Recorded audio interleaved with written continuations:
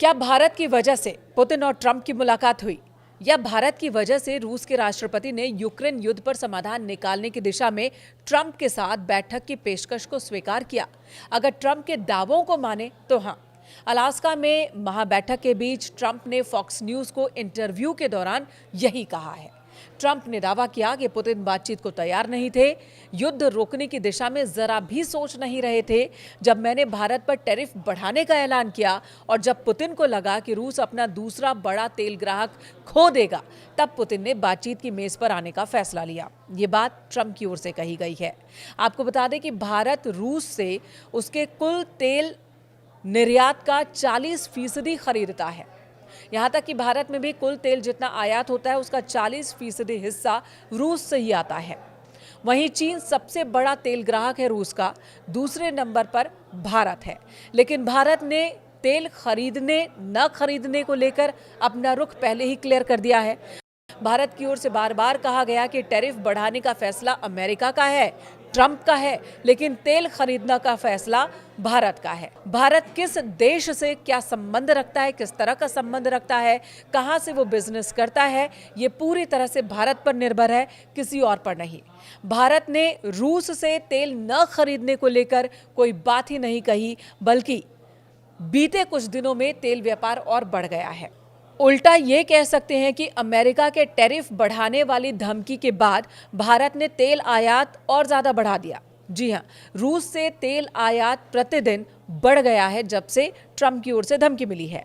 जुलाई के महीने में हर रोज भारत 16 लाख बैरल तेल लेता था रूस से, जबकि अगस्त के महीने में 20 लाख बैरल प्रतिदिन तेल का आयात भारत कर रहा है रूस से। और ये आंकड़े हैं केपलर के, जो कि इंटरनेशनल तेल मार्केट पर नजर रखती है। जी हाँ, यानी कि भारत ने तेल आयात रोका नहीं है, बल्कि इसे और बढ़ा दिया है। लेकिन अमेरिका का कहना है, ट्रंप का कहना है कि रूस को, पुतिन को इस बात का डर था कि भारत के रूप में रूस अपना एक ग्राहक खो देगा, और इस वजह से ही पुतिन बातचीत की टेबल पे आए हैं।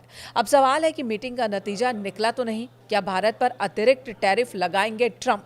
इस सवाल का जवाब भी ट्रंप ने दिया। इस मीटिंग से जुड़ा एक दूसरा सवाल है जो बहुत ही महत्वपूर्ण है भारत के नजरिए से। सवाल यह है कि क्या मीटिंग अब बेनतीजा रही तो ट्रंप भारत पर टैरिफ और बढ़ा देंगे, जो एक धमकी उन्होंने मीटिंग से पहले दी थी कि अगर कोई फैसला नहीं हुआ, युद्ध विराम नहीं हुआ, तो भारत को और टैरिफ का सामना करना पड़ेगा। यानी कि 25% टैरिफ पहले से है, 25% बढ़ाने का उन्होंने ऐलान किया। कहा कि बातचीत अगर सफल नहीं होती है तो इससे भी ज्यादा टैरिफ लगा देंगे, यानी 50% से भी ज्यादा टैरिफ लगा देंगे। ये धमकी ट्रंप ने दी थी मीटिंग से पहले। लेकिन मीटिंग के बाद क्या कहा है ट्रंप ने, ये आपको बता देते हैं। मीटिंग के बाद जब ट्रंप से टैरिफ को लेकर सवाल किया गया, खासकर भारत के नजरिए से, तो उन्होंने कहा कि फिलहाल इस बारे में मैं कोई विचार नहीं कर रहा हूं। फिलहाल इसके बारे में चिंतित होने की जरूरत नहीं है। 2 से 3 हफ्तों के बाद इस पर विचार किया जा सकता है। यानी कि ट्रंप इस बातचीत को और वक्त देना चाहते हैं। जो बातचीत हुई अलास्का में वो बेनतीजा रही, लेकिन 3 घंटे की बातचीत यही बता रही है कि दोनों तरफ से तथ्यों को जरूर रखा गया है, अपनी शर्तों को जरूर रखा गया है, और शांति को लेकर कुछ वार्ता तो हुई है। पुतिन ने भी इस बातचीत को सकारात्मक बताया और कहा कि शांति की दिशा में हम कुछ आगे बढ़े हैं, इसे सकारात्मक बताया। तो ट्रंप ने कहा कि बातचीत को मैं 10 में से 10 नंबर दूंगा। और साझा प्रेस कॉन्फ्रेंस के दौरान इस मीटिंग के बारे में कहा उन्होंने कि मुझे ज़ेलेंस्की और यूरोपियन लीडर्स को बताना होगा।